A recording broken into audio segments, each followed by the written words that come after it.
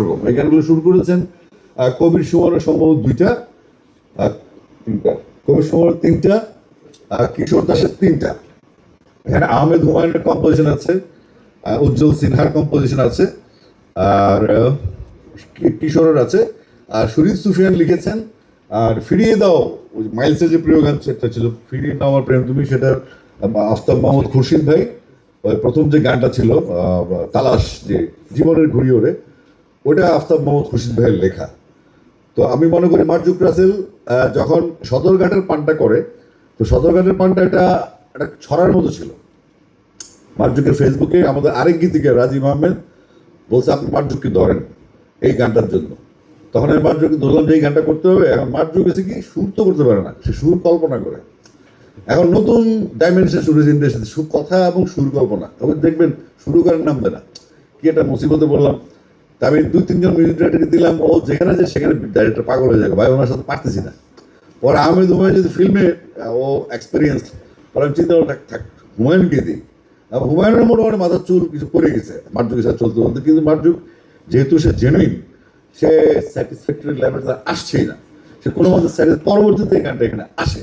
তো আমার কথা হচ্ছে এই যে মার্জুক রাসেল বা আফতাব মাহমুদ খুরশিদ বা শরীফ সুফিয়ান, কবির সুমন, এখানে কিশোর দাস, এখানে ওনাদের যে অবস্থানটাই সুন্দর গান। এলানকে থ্যাংক ইউ জানাই তার রুচিটার জন্য। এই ছেলেটা 14 বছর ধরে আমি দেখি ডাউন টু আর্থ, সে চুপচাপ কাজ করে। আমি যদি কোনো কথা বলি এটা সে আইন মানে, আর ও যদি কোনো কথা বলে আমি আসলে লজ্জায় পড়ে রাজি হয়ে যাই। কারণ আজকে ইতুন বড় একটা প্রোগ্রাম চলতেছে শিল্পকলায়, ওই একই টাইম 5টায়। ও কালকে আমার বলতো ভাইয়া কালকে 5টায় কিন্তু প্রেস মিট আছে।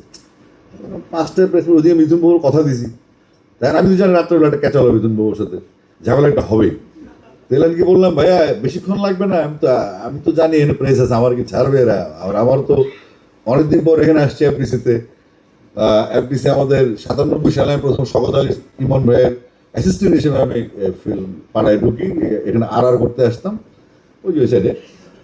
তো সেগুলো আবার অন্যরকম ব্যাপার ছিল, মান্না ভাইয়ের সিনেমা, এটা আরেক ড্রিমি। তো ফিল্ম হচ্ছে সবচেয়ে বড় জায়গা যেখানে সবচেয়ে বেশি কথা ডিটেলে বলা যায়, বাস্তবতাটা বলা যায়। আমাকে ফিল্মের চোখ, মানুষের জীবন কিন্তু সিনেমায়। এই যে নায়ক রুবেল ভাই যে বুলেট আটকে দিল সিনেমায়, যে বাকি ওরা বুলেট দাঁত দিয়ে কামড় দিল, যে বুলেট, আর এই যে মাথায় আসে দাঁত দিয়ে কামড় দিয়ে, বুলেট আসছে গুলি করছে দাঁত দিয়ে আটকে দিচ্ছে, আমরা তো খুশি। সিনেমা নিয়ে যদি আপনি মনে করেন এলান চন্দন চৌধুরী আবার ডাইরেক্টর মাঝে মাঝে ভাই সিনেমার কারণে গরুর গাছে উঠতে হবে, প্রয়োজনে অসুবিধা নেই, এন্টারটেনমেন্ট দরকার মানুষ। তো আমরা নির্ভেজাল এন্টারটেনমেন্টের মধ্যে আমরা খুঁজি ঝামেলা খুঁজি, মানে সিনেমার নাম ঝামেলা, মানে জটিলতা খুঁজি। তো এখন আমরা কি করতে পারি, আমি সবসময় বলি এগুলো পজিটিভ কথাই বলি।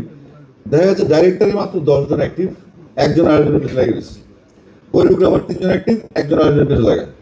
ওই এডিটিং যারা করে একজন। বাংলাদেশে যে জাতীয় খেলা কাবাডি, এটা আগে চেঞ্জ করতে হবে, সিনেপ্লেক্স হবে, সবই হবে, জাতীয় খেলা বদলাতে হবে, এটা একক দাবি তৈরি করতে হবে। কেন বলি, এই যে কাবাডি বলে কে আগে যে তারই পিছন দিয়ে টান দেয়, এটা আমাদের সাথে এই একটা মিলে, আমাদের নেচারের সাথে মিলে বাংলাদেশে।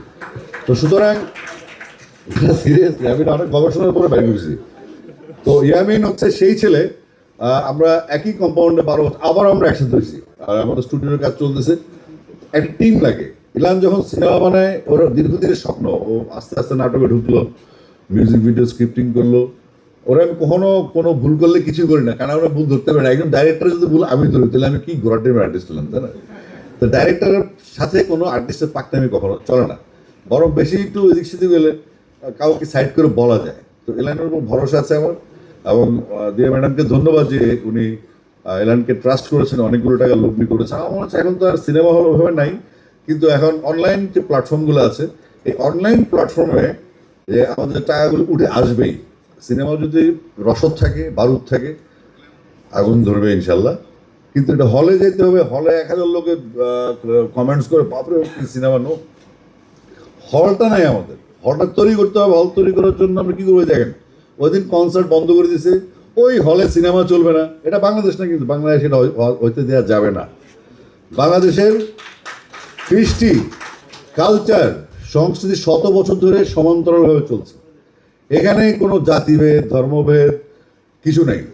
হঠাৎ যারা অতি উৎসাহী হচ্ছে তারা কারা, তারা কি চায়, তাদের পৃষ্ঠপোষক কারা, বা তাদের উপরে কারা আছে, তাদের ম্যানিফেস্টো কি, তারা কি চায়। আমরা দেখি বাংলাদেশকে প্রায়শই জঙ্গিবাদী প্রমাণ করে এটা অপচেষ্টা থাকে। আমাদের এখানকার যে অ্যাক্টিভিটিসগুলোকে অনেক হাইলাইট করে বিদেশি মিডিয়া দিলে মানুষ বলে বাপরে বাংলাদেশ তো সাংঘাতিকভাবে জঙ্গিবাদী হয়ে গেছে। বাংলাদেশ একটা সবচাইতে আমি মনে করি সহনশীল কান্ট্রি। বাংলাদেশের মানুষ সবচেয়ে সহনশীল, ষড়যন্ত্রকারী সব জায়গায় থাকে। বাংলাদেশের সাপোর্টার কম, বাংলাদেশ পাকিস্তানের সাপোর্টার বেশি, নাহলে ইন্ডিয়ার সাপোর্টার বেশি, বাংলাদেশি কম। এলো মূল সমস্যা। যেদিন আমরা বাংলাদেশি হব সেদিন হয়তো আমাদের এই যে আজকে বাচ্চারা জীবন দিল জুলাই 18-তে শুরু করলো সড়ক নিরাপদ সড়ক চেয়ে আন্দোলন, 52 সালে ভাষা আন্দোলন, এসিটা গরম।